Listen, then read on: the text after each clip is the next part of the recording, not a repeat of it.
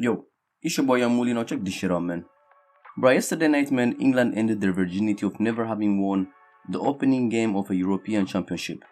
Bruh, I was actually surprised to find out that they have never won the first game. Damn, man, and slow starts always have their perks, you know what I'm saying? But this year, bruh, England broke their old curse as they started the game against Croatia on fire. The last time England played in a European Championship, it was Raheem Sterling who got all the criticism, you know what I'm saying? Roy Hodgson resigned as a manager, Wayne Rooney's future as a cultured midfielder was scrapped away, and Joe Hart, bruh, he got a really heavy backlash that he really never recovered after that, you know what I'm saying? But anyways, man, yesterday England started the whole game on fire, man. The first 20 minutes especially, the Croatian team couldn't keep up with the Three Lions. Even though as the game went on, the experienced midfield trio of Kovacic, Modric and Brozovic started controlling the game, England were actually really threatening throughout, you know what I'm saying? Now, when the England squad was announced, Gareth Southgate got hella criticism. Because, let's be honest, man, he's not a manager that has convinced everybody, you dig? But the three controversial decisions he made were keeping Phillips in midfield, Trippier at left back and Raheem Sterling. And boy, all these decisions were justified. Those three players were hands down the best players in the field. Like straight up, Kevin Phillips was probably the man of the match and gave a nice assist to Sterling, while Trippier was way more solid than Kyle Walker on the other side. Now, there's a reason this England squad are second favorites in this year's tournament after France, and that's because they got hella sauce. Especially in the attacking areas, they're flooded, and in the end of the day, man, you can't pick all the players, you can just pick 11 players.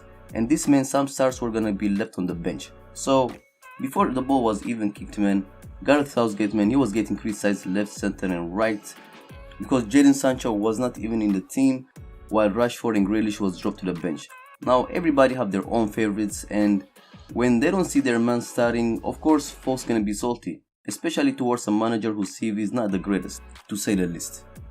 And the only way, man, the only way Southgate can get the haters off his dick is to simply win the games. And that's what he did yesterday, bruh.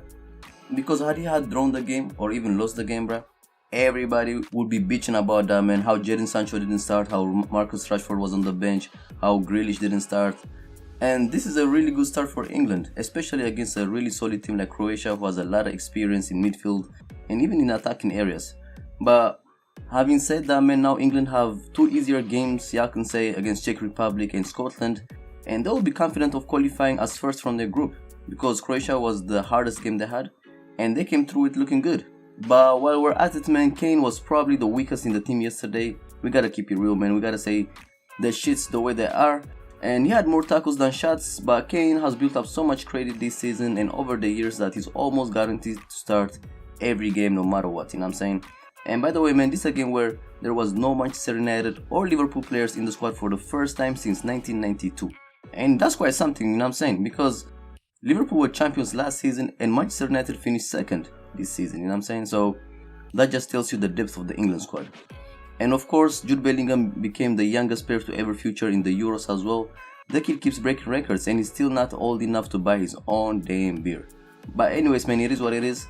How do y'all think Gareth Southgate should start the next game, man? Should he keep the same lineup, or y'all think he should bring some new refreshments, some new faces in the squad? Let me know your thoughts in the comment box. It's your boy YoungMully. Let's subscribe. It's lit.